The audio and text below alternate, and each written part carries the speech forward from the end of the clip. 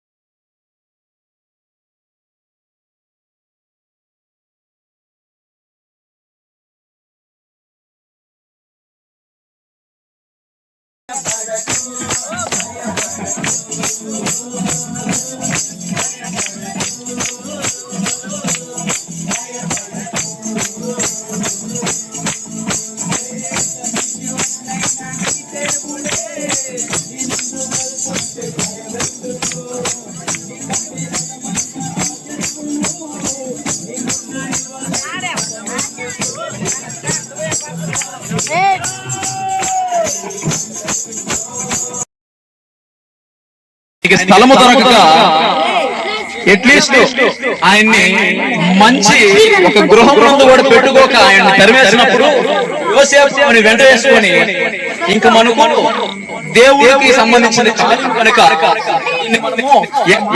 జరిపించాలనేసి వాళ్ళు ఇంచుమించు ఒక 3 మైళ్ళు 4 మైళ్ళు నడుచుకుంటూ వెళ్ళి బెత్లెహేము అనబడిన ఒక ఊరిలో ఎవరు స్థలం ఇవ్వక ఆమె నిండు చూడు గర్భిణి అయ్యుండి కూడా వెళ్ళి ఒక గుడిసెలో ఒక పశువుల యేసు ప్రభువు వారికి జన్మనివ్వడం జరుగుతుందండి. చూడండి, మన దేవుడు మన కోసము ఎంత తగ్గింపు స్వభావంతో గొర్రెల మందలో చేరి ఆయన అక్కడ పుట్టి మన కోసము ఆయన రక్తాన్ని చిందించి ఖైదానికి ఆయన రక్తాన్ని ఇచ్చి మనల్ని కొనుక్కున్నాడు కనుక ఆయన ఎంతో మన కోసం త్యాగం చేశాడండి. కాబట్టి అప్పుడు మనం గ్రహించలేమా ఆయన ఎంత గొప్ప దేవుడని. మన కోసము ఆయన అంత త్యాగం చేసి మన పాపాల నిమిత్తం ఆయన సిలువలో బలియాగమయ్యి క్రైదనమునికి ఆయన రక్తం నుంచి మనం కొనుక్కున్నప్పుడు మనం ఆయన మాట వినటకు ఎందుకు నిర్లక్ష్యం చేస్తున్నాం అనేసి ఈ మాట తెలియజేస్తూ యోహాను గారు చక్కగా చెప్తూ రాస్తున్నాడు. కాబట్టి దేవుడు ఈ వాక్యాన్ని దేవుడు దీవించి మనల్ని అందరినీ ఈ శ్రీరామ్ నగరాన్ని దీవించి ఆశీర్వదించును గాక.